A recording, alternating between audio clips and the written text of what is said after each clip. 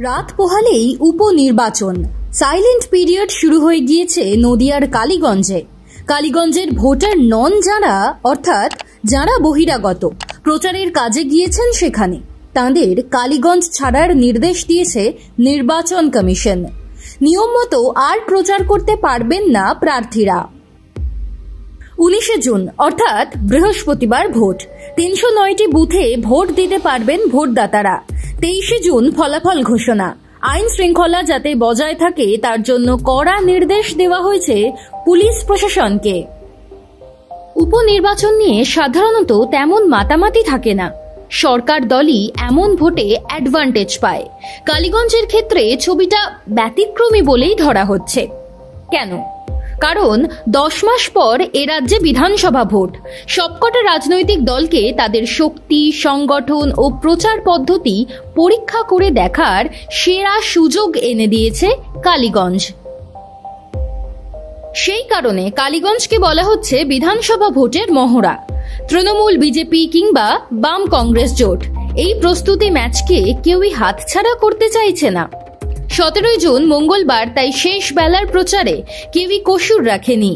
তৃণমূলের আলিফা আহমেদ যেমন পায়ে হেঁটে প্রচার সেরেছেন শেষ বেলায়, বিজেপির আশিস ঘোষ ঘুরে বেরিয়েছেন গোটা কালীগঞ্জ। বাম কংগ্রেস জোটের প্রার্থী কাবিল উদ্দিন শেখের সমর্থনে বের করা হয়েছিল বর্ণাঢ্য শোভাযাত্রা। সব মিলিয়ে প্রচার পর্ব শেষ। এবার 3 দলের লাইফলাইন কালীগঞ্জের জনতার হাতে। কে জিততে পারে কালীগঞ্জের উপনির্বাচন? তৃণমূলের প্রার্থী প্রয়াত বিধায়ক নাসির উদ্দিন আহমেদের মেয়ে আলিফা আহমেদ অ্যাডভান্টেজে রয়েছেন, সন্দেহ নেই। তিনি কিন্তু জেতার ব্যাপারে আত্মবিশ্বাসী। বিজেপির থেকেও বেশি বাম কংগ্রেস জোটকে নিয়ে চিন্তায় রয়েছেন তিনি।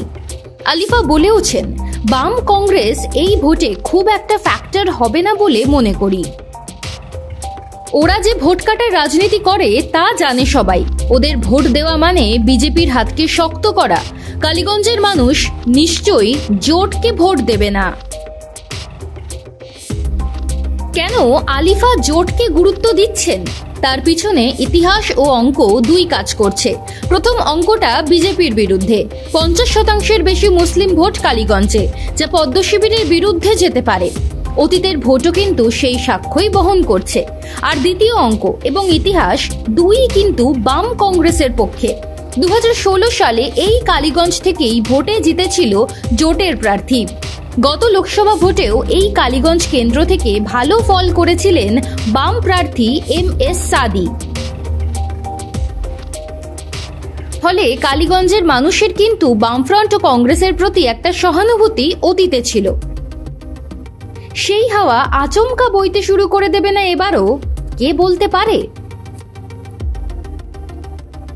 এই ভোটের ফলাফল খুব বেশি গুরুত্বপূর্ণ নয়। গুরুত্বপূর্ণ হবে মানুষের মন পড়ার প্রক্রিয়া।